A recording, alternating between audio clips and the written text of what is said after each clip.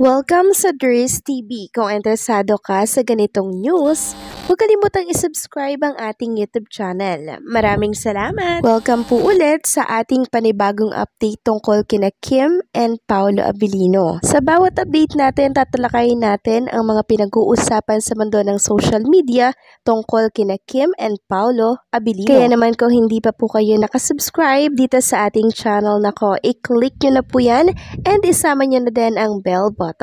So, ayan, welcome back again sa ating YouTube channel mga ka-Kim Pao. Sa update natin ito, ang pag-uusapan natin ay tungkol sa mga importanteng ganap kina Kim and syempre kay Paolo Abilino.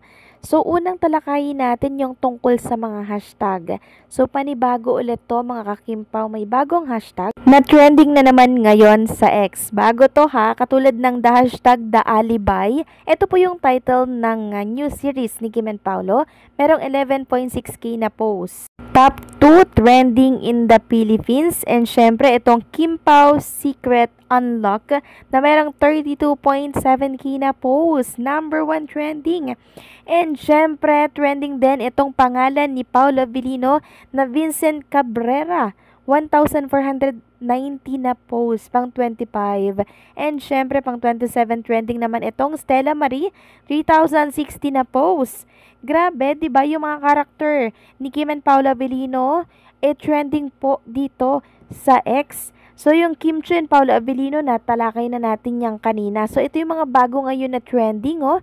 Grabe, talagang pinag-uusapan agad ngayon sa mundo ng X and sa social media. Etong mga pasabog ng Dreamscaper Kim and Paolo Abilino.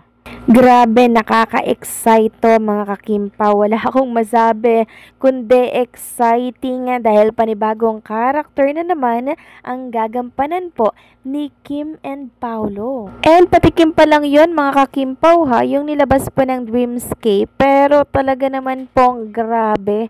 Talagang kumalat agad sa mundo ng social media at laman po ng mga news site ngayon. At alam nyo po ba ang buong Kim Pao Nation, sobrang saya po nila ngayon dahil sabi nga po nila, sulit yung pagkamis nila kay Kim and Paolo.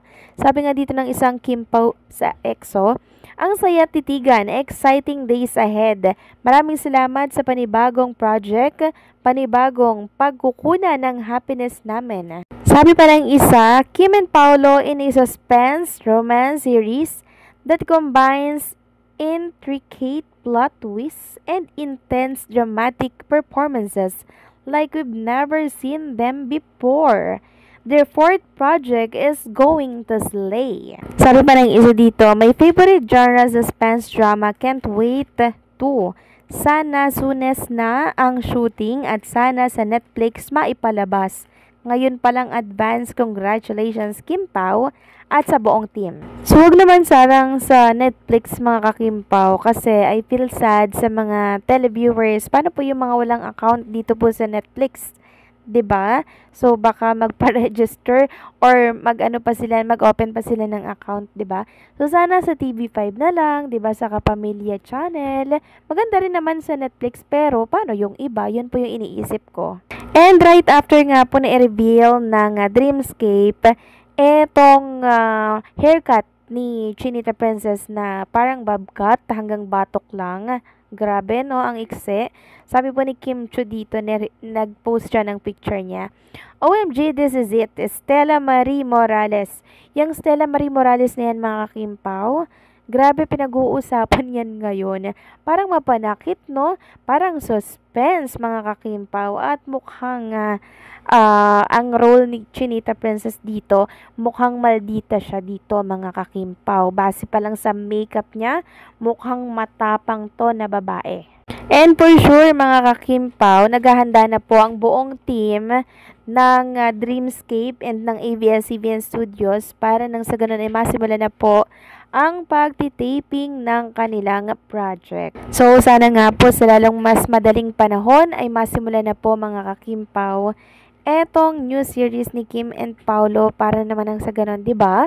Ay meron po tayong mapanood para hindi natin ma-miss si Kim and syempre si Paulo Abilino. So meron nga po akong nabasa sa mga bashers ng Kim Pao na talaga naman pong umiiyak na naman sila kasi may panibago na namang project si Kim and Paulo. Parang inaantay ata nila na magka-project si Paulo at si Jay nila. Kaso nyo nga po, ang Dreamscape mga kakimpaw, alam naman natin, doon sila sa mas malakas na tambalan.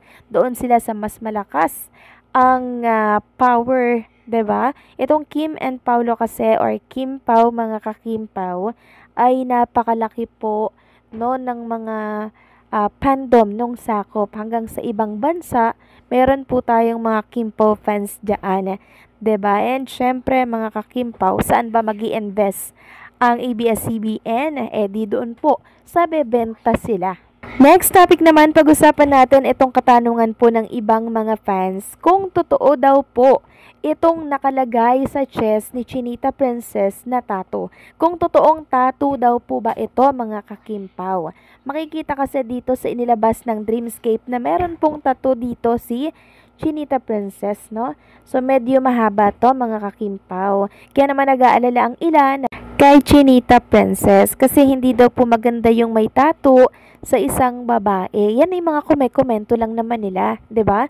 Kaya naman tinatanong nila kung totoo daw po na tattoo or totoong nagpatattoo daw ba si Kim Chu, no? At kung pinayagan daw po ba ito ni Paulo Abilino.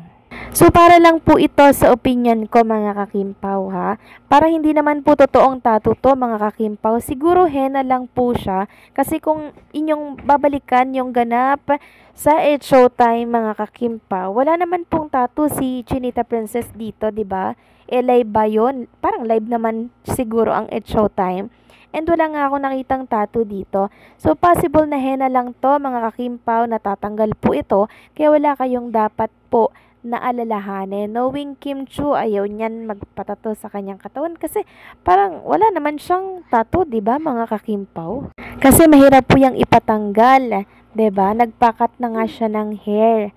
'Di ba? Iningatan yung hair niya na yon, pinakat niya. Pero yung tattoo, I don't think so mga kakimpaw na magpapatato po nang totoo si Chinita Princess. So kahit may tattoo po, 'di ba, si Paulo Abilino mga kakimpaw, hindi naman nagpapatato si Kim Chu. Unless talagang gustuhin niya at para po to sa project. So wala siyang magagawa doon mga kakimpaw, 'di ba? Pero sa aking pagkakakilala mga kakimpaw kay Kim Chu, di niya po yan gagawin. 'Di ba? And nakita naman natin sa It's Showtime na wala po siyang tattoo sa kanyang chest. Kaya yung mga Kimpaw fans na nagtatanong po ng tungkol sa kanyang tattoo, wag na po natin niyang alalahanin. Ang importante mga kakimpaw, meron tayong bagong series na abangan per Kim and Paulo. Hindi na po tayo mababagot. Hindi na natin sila sobrang mamimiss kasi araw-araw na natin silang mapapanood. So anong sa inyo dito mga kakimpaw? Please comment down below.